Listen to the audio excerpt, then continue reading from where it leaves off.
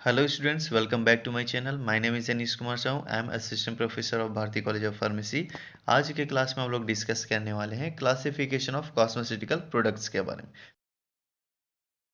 तो चलिए स्टार्ट करते हैं। पिछले क्लास में हमने पढ़ा था कॉस्मेटिक्स के इंट्रोडक्शन, कॉस्मेटिक के बारे में और उसको क्लासिफाई किए थे। आज की क्लास में हम लोग देखने वाले हैं कॉस्मेटिकल प्रोडक्ट्स के बारे में, है ना।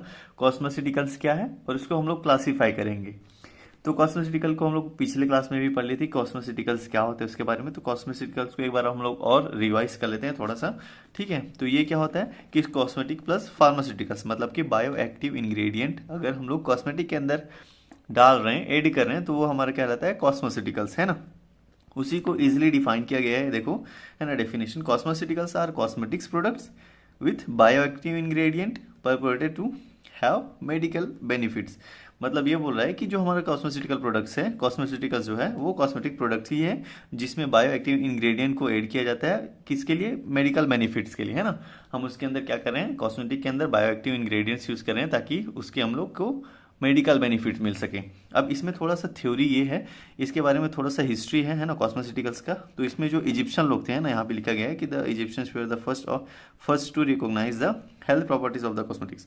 इसमें एक हिस्ट्री ये है कि जो इजिप्शियन लोग थे उन्होंने कॉस्मेटिक के हेल्थ प्रॉपर्टीज के बारे में सबसे पहले इन्होंने देखा था, है ना, इन्होंने खोजा था जैसे बोले। अब इसके बाद जैसे देखिए, जो फर्स्ट मॉडर्न फार्मास्यूटिकल इंडस्ट्रीज जो थी, इन्होंने लगातार क्या किया, कॉस्मेटिकल्स पे डेवलप किया और 1980s पे इन्होंने हाइड्रोक्सी एसिड बनाया, है ना। एक हाइड्रोक्सी एसिड बनाया जिसका काम क्या था, use as exfoliants against wrinkles. ये एक्सफोलिएशन का काम करता था अगेंस्ट किसके, व्रिंकल्स के, है ना, जो हमारे झुर्रियाँ आ जाती हैं स्किन पे, उसके ट्रीटमेंट के लिए जैसे बोले। तो ये जो हमारा है हाइड्रोक्सी एसिड, ये क्या है, एक तरीके का नेचुरल फ्रूट एसिड रहता है ना। अब इसी को बोल सकते हैं हम लोग बायो एक्टिव इंग्रेडिएंट, जो हम लोग क्या कर रहे हैं, कॉस्मेटिक्स में यूज कर रहे हैं। तो ये हमारा क्या हो जाता है, कॉस्मेटिकल्स। अब आगे जैसे देखते हैं, जो रेमन रीड थे, है ना, इसमें देख लें, Raymond Reed founding member of US society of cosmetic chemist coined the term cosmeceutical in 1961। अब जो रेमन रीड थे वो कौन थे, founding member of US society of cosmetic chemist. US society के कॉस्मेटिक केमिस्ट के जो रेमन रीड थे वो फंडिंग मेंबर थे। इन्होंने क्या किया, 1961 में कॉस्मेटिकल नाम को दिया, है ना। इन सबको देख के उन्होंने जैसे देखे कि किसी कॉस्मेटिक के अंदर अगर कोई बायो एक्टिव इंग्रेडिएंट यूज कर रहे हैं तो हम उसको क्या बोलेंगे, कॉस्मेटिकल्स।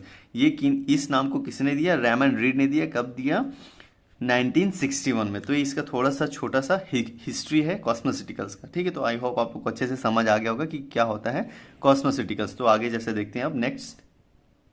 अब आगे जैसे देखते हैं इसके क्लासिफिकेशन ऑफ कॉस्मेटिकल्स, क्लासिफिकेशन को देखते हैं इसके। तो फर्स्ट है हमारे इसमें फोटो एजिंग एजेंट, सेकंड है पीलिंग एजेंट जिसमें हाइड्रोक्सी एसिड यूज करते हैं, थर्ड है सीबम रेगुलेटर्स, फोर्थ है हेयर ग्रोथ इनहेंसर, फिफ्थ है हमारा मॉइस्चराइजर, सिक्स में botanical extract and seventh topical retinoids and eighth है हमारा डीप पिगमेंटेशन एजेंट्स। अब इसमें फर्स्ट हमारा देख लेते हैं फोटो एजिंग एजेंट क्या होता है, इसके बारे में थोड़ा सा डिस्कस कर लेते हैं। फोटो एजिंग एजेंट, अब फोटो एजिंग क्या होता है इसको देख लेते हैं। तो फोटो एजिंग भी एजेंट क्या होता है समझ में आ जाएगा, है ना। फोटो एजिंग क्या होता है, photo ageing is premature ageing of the skin causes by the repeated exposure to ultraviolet radiation. अब जो फोटो एजिंग जो है, ये एक तरीके का जैसे बोलें प्री मेच्योर एजिंग, यानी कि जो बहुत जल्दी बुढ़ापे के तरह जैसे हमारा स्किन जो हो जाता है ना, उसी को बोला जाता है प्री मेच्योर एजिंग, है ना। बहुत जल्दी कि जो हमारा स्किन है वो खराब होने लग जाता है, यानी कि बूढ़े की तरह दिखने लगता है जैसे बोले, मतलब कि ओल्ड हो जैसे हो गया, अगर कोई इंसान ओल्ड हो गया तो उसके स्किन की तरह जो है बहुत जल्दी जो है ये सब चीज देखा जाता है ना स्किन पे। तो उसी को बोला जा रहा है प्री मेच्योर एजिंग। तो ये किसके कारण से होता है, ज्यादातर जैसे देखें तो फिर यूवी रेडिएशन के कारण होता है ना। ये प्राइमरी सोर्स जैसे बोले यूवी सन के कारण से ये चीज देखा जाता है, लेकिन एक्चुअली में जैसे देखें जो आर्टिफिशियल जो यूवी सोर्स जो है, रेडिएशन जो है, उनके कारण से जो है हमारा स्किन जो है वो इफेक्ट होता है। तो उसके कारण से प्री मेच्योर एजिंग आता है ना। ये सब यूवी रेज के कारण से होता है, ये जो आर्टिफिशियल जो रेज आते हैं हमारी स्किन पे उसके कारण से। तो जो एजिंग एजेंट जो है, फोटो एजिंग एजेंट जो है हम लोग यूज करते हैं किसके लिए, प्री मेच्योर एजिंग जो आता है उसके ट्रीटमेंट के लिए जो हम लोग यूज करते हैं, उसमें जैसे देखें तो सनस्क्रीन है ना, यूवी रेज से प्रोटेक्शन के लिए लाइक जिंक ऑक्साइड यूज करते हैं, टॉपिकल विटामिन सी यूज करते हैं, स्क्रीन क्राफ्ट जो है ये भी एक तरीके का कॉस्मेटिक प्रोडक्ट है ना। मॉइस्चराइजर्स यूज करते हैं, रेटिनॉइड्स यूज करते हैं। तो ये सब जो है हमारा फोटो एजिंग एजेंट है, जो हमारे स्किन प्रीमेच्योर स्किन जो आते रहता है उसको ट्रीटमेंट के लिए हम लोग क्या करते हैं, इन सब कॉस्मेटिक्स का यूज करते हैं। तो ये हमारा कॉस्मेटिकल प्रोडक्ट्स में आ जाते हैं। अब जैसे नेक्स्ट जैसे देखते हैं इसी में आगे जैसे देखें तो हमारा सेकेंड है पीलिंग एजेंट। पीलिंग का मतलब क्या बोल सकते हैं, जैसे peeling is an unintended damage to and loss of the upper layer of skin. मतलब कि हमारा जो स्किन का अपर लेयर है वो क्या होने लग जाता है, डैमेज होने लग जाता है, लॉस होने लग जाता है, तो उसी को क्या बोलते हैं, पीलिंग बोलते हैं।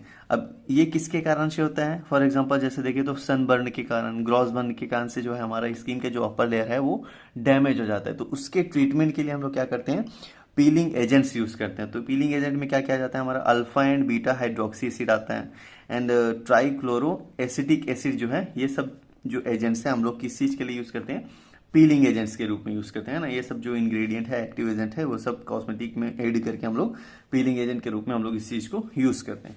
सेकेंड जैसे देखिए हम लोग, थर्ड है हमारा सीबम रेगुलेटर्स यानी कि एंटी एक्ने एजेंट है ना। अब इसमें जैसे देख लेते हैं कि सीबम का क्या काम कर रहा है ये, है ना। Androgens helps regulates your all over sebum production. जो एंड्रोजन्स रहता है वो पूरे हमारे बॉडी का जो सीबम रेगुलेशन का प्रोडक्शन का जो काम है वो रेगुलेट करने का काम जो है वो हमारा एंड्रोजन्स का काम रहता है ना। अब यही अगर सीबम जो रेगुलेशन है वो अगर एक्सेसिव मात्रा में होने लगे, है ना, बहुत ज़्यादा मात्रा में रेगुलेट होने लगे, तो क्या होता है, हमारा जो स्किन है वो बहुत ज़्यादा ऑयली हो जाता है। अब जैसे बहुत ज़्यादा ऑयली हो जाएगा तो उससे क्या होता है, हमारे स्किन्स में एक्ने आने लग जाते हैं, पिंपल्स आने लग जाते हैं ना, ये सब चीज़ देखने को मिलता है। तो ये सब किसके कारण से होता है, हमारे बॉडी में हार्मोनल इनबैलेंस के कारण। हमारे अंदर के जो हार्मोन है वो चेंज जैसे होते हैं, अचानक से अगर चेंज होने लग जाते हैं उसके कारण से इनबैलेंस होने लग जाते हैं, है ना, उसके कारण से ये चीज़ देखने को मिलता है। तो इसके ट्रीटमेंट के लिए जैसे देखें, इसके लिए हम लोग क्या यूज़ करते हैं, एंटी एक्ने एजेंट के रूप में हम लोग क्या यूज़ करते हैं, topical retinoids like vitamin A, है ना, रेटिनॉल्स जैसे हो गया, एंड्रोजन हो गया, एंटी एंड्रोजन्स हैं, एस्ट्रोजन्स हो गया, एंड एंटी एंड्रोजन्स जो है हम लोग यूज़ करते हैं किस चीज़ के लिए, जो हमारा एंटी एक्ने एजेंट हो गया, सीबम रेगुलेटर से, ये सब चीज़ के लिए हम लोग क्या करते हैं, ये सब जो एक्टिव इंग्रेडिएंट्स है ये सब हम लोग यूज़ करते हैं। अब सेकंड जैसे देखें, हेयर ग्रोथ इनहेंसर, है ना, यहाँ पे दिख रहा होगा आपको। फोर्थ है हमारा हेयर ग्रोथ इनहेंसर। अब जैसे जनरली देखें तो हमारे डेली लाइफ के बेस पे जैसे देखें तो हमारा हेयर जो है वो बहुत ही इंपॉर्टेंट रोल प्ले करता है हमारे डेली लाइफ के लिए, है ना। तो जैसे देखें कि किसी कारण से क्या होता है कि हमारा हेयर ग्रोथ नहीं होते रहता है ना, बाल क्या है झड़ने लग जाते हैं। तो इन सब चीज़ों के लिए भी कई सारे ऑयल्स आते हैं ना, कई सारे सॉल्यूशंस आते हैं। तो उसी को जैसे एग्जांपल पे देखें तो यूज़ में हमारा आता है मिनॉक्सिडिल टॉपिकल सॉल्यूशन 2%, ये हमारे हेयर ग्रोथ इनहेंसर के रूप में काम करता है। एंड सेकेंड जो है हमारा फिनास्टेराइड्स है ना, फिनेस्टेराइड्स, ये जो है ओनली फॉर मेंस, ये सिर्फ मैन लोग के लिए रहता है। तो ये दो केमिकल्स जो है, एक्टिव इंग्रेडिएंट्स जो है हम लोग यूज़ करते हैं कॉस्मेटिक्स के रूप में, जिसको कॉस्मेटिकल्स बोला जाता है, जो क्या करता है, हमारा हेयर ग्रोथ इनहेंसर के रूप में काम करता है। ठीक है, तो ये कुछ कॉस्मेटिक्स है। एंड सेकंड जैसे देखें और मॉइस्चराइजर्स। अब मॉइस्चराइजर्स का यूज़ हम लोग क्यों करते हैं, जब हमारा स्किन जो है वो ड्राई हो जाता है तो उसके लिए हम लोग अपने स्किन को सॉफ्ट रखने के लिए, स्मूथ रखने के लिए हम लोग क्या करते हैं, मॉइस्चराइजर्स का यूज़ करते हैं। तो इसमें ही बोला जा रहा है कि moisturisers are protected to increase skin hydration and to modify the physical and chemical nature of the surface of skin like smooth and soft. यानी कि हमारे स्किन को, हमारी स्किन में जो हाइड्रेशन है उसको इंक्रीज करने के लिए, यानी कि अगर हमारे स्किन में वाटर की कमी है ना, मॉइस्चर नहीं है, ड्राई हो गया है, तो उसको मॉइस्चराइज करने के लिए, है ना, उसको सॉफ्ट बनाने के लिए हम लोग क्या करते हैं, मॉइस्चराइजर्स यूज़ करते हैं। तो इसके एग्जांपल्स देख लेते हैं यूज़ के। तो इसके यूज में हम लोग क्या क्या लेते हैं, ह्यूमिसेंट लेते हैं। ह्यूमिसेंट का काम क्या रहता है, वाटर अट्रैक्टिंग प्रॉपर्टीज। ह्यूमिसेंट जो है एक तरीके का वाटर अट्रैक्टिंग प्रॉपर्टीज जो रहती हैं, है ना, जो क्या करता है, हमारी स्किन पे वाटर को अट्रैक्ट करता है और मॉइस्चराइज रखता है। सेकेंड जैसे देखिए, एंटी ऑक्सीडेंट्स लाइक रिवर्सेट्रॉल्स जो है हम लोग क्या करते हैं, यूज करते हैं, है ना, ये हम लोग की स्किन को मॉइस्चराइज करने का काम करता है। अब जैसे नेक्स्ट देखिए हम लोग बोटेनिकल एक्सट्रैक्ट के बारे में जैसे देखिए, तो फिर नेचुरल एक्सट्रैक्ट जैसे हो गया, whether from of animals, botanical और mineral origins have been used to active ingredients of the drug और cosmetics for as long as human history can go. इसमें यह बोला जा रहा है कि जो हमारा बोटेनिकल एक्सट्रैक्ट है, जिसमें हम लोग जैसे नेचुरल एक्सट्रैक्ट जो निकालते हैं, नेचुरली जो फल हो गया इन सब से एक्सट्रैक्ट करके निकालते हैं, पेड़ पौधों से एक्सट्रैक्ट करके निकालते हैं, एनिमल से जो लेते हैं ना, बोटानिकल हो गया, एंड मिनरल्स जो ऑर्गेन्स जो है, मिनरल्स ऑयल्स कई सारे रहते हैं ना, इन सब से हम लोग क्या करते हैं, एक्सट्रैक्ट करके जो निकालते हैं एक्टिव इंग्रेडिएंट्स को, और उसका यूज हम लोग किसके लिए करते हैं, कॉस्मेटिक्स बनाने के लिए, है ना। जो उसके एक्टिव इंग्रेडिएंट्स रहते हैं ना, जो हम लोग एक्सट्रैक्ट करके निकाल रहे हैं, उसका जो एक्टिव इंग्रेडिएंट रहता है उसका यूज़ हम लोग कॉस्मेटिक बनाने के लिए यूज़ करते हैं। हालांकि इसका यूज़ हम लोग पुराने समय से करते आ रहे हैं, है ना, अभी भी कर रहे हैं। तो उसी के बारे में बताया जा रहा है कि जो बोटानिकल एक्सट्रैक्ट जो है हम लोग कॉस्मेटिक के रूप में यूज़ करते हैं। तो उसमें एग्जाम्पल में जैसे देखिए यूज़ में, तो फिर ऑयल हो गया, बटर हो गया, हनी हो गया, बीज वैक्स हो गया, लेमन जूस हो गया, ये सब चीज़ हम लोग क्या करते हैं, कॉस्मेटिक्स के रूप में भी हम लोग यूज़ करते हैं। तो ये सब हमारे कॉस्मेटिकल प्रोडक्ट्स के अंदर आ जाते हैं। अब हम लोग नेक्स्ट देखते हैं हमारा टॉपिकल रेटिनॉइड्स।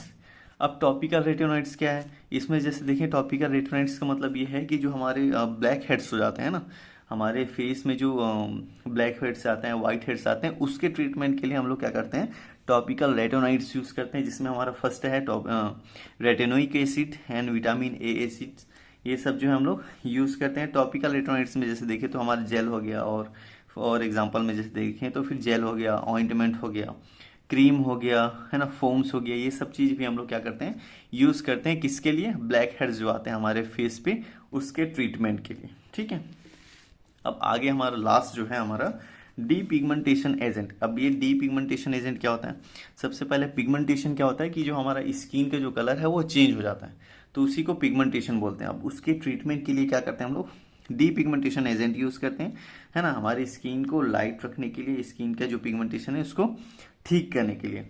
तो उसके लिए हम लोग क्या क्या यूज़ करते हैं, यहाँ पे लिखा है ना, टेरिटिनोइंस एंड टायरोसिनिन्स एंड एल्ब्यूटिन और कोजिक एसिड एंड हाइड्रोक्सीक्विनोन्स, ये सब चीज़ हम लोग क्या करते हैं, यूज़ करते हैं। किसके लिए, डी पिगमेंटेशन एजेंट के रूप में, है ना। ये सब हमारे क्या है, कॉस्मेटिकल प्रोडक्ट्स हैं।